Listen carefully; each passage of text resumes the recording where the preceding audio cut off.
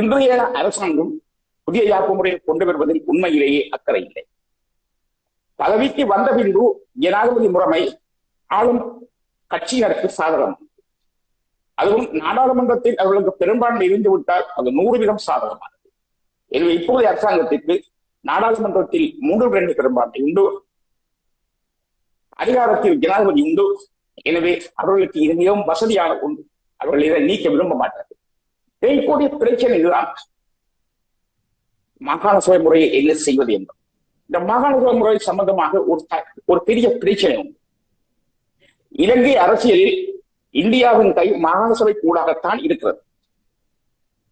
எனவே மாகாண சபையை ஒழிப்பது இந்தியாவை இலங்கை அரசியலில் இருந்து புறந்தள்ளுவதற்காக ஏற்பாடு என்றுதான் மகாசங்கமும் கருதுகிறது, இராணுவமும் கருதுகிறது, ஏவிபியும் கருதுகிறது.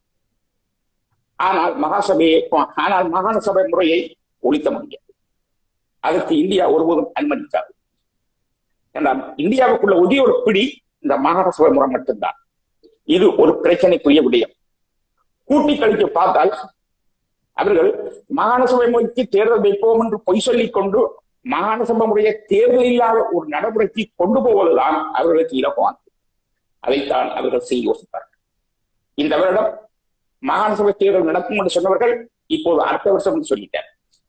அடுத்த வருடம் முற்பகுதி என்று இனி அடுத்த வருடம் முற்பகுதி அதை திட்டு போடுவார்கள். இது ஒரு பிரச்சனை.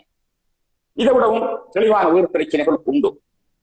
முதலாவதாக, இந்த இலங்கையில் இந்த மாகாண சபை முறையை நீக்குவது ஒரு சர்வதேச ஒப்பந்தத்தோடு சம்பந்தப்பட்ட பிரச்சனை என்பதால், இந்தியாவோடு சம்பந்தப்பட்ட பிரச்சனை என்பதால் அதை இலகுவாக கையாள முடியாது என்பதும், சீனாவை பொறுத்தவரையில் இலங்கையில் இந்தியாவின் கையை ஓங்காமல் பண்ணுவதற்கு இந்த மாகாண சபையை இப்படியே வைத்திருக்க வேண்டியது அவசியமாகிறது. இந்த மாகாண சபை எடுத்து விட்டால் இந்தியா சும்மா இருக்காது.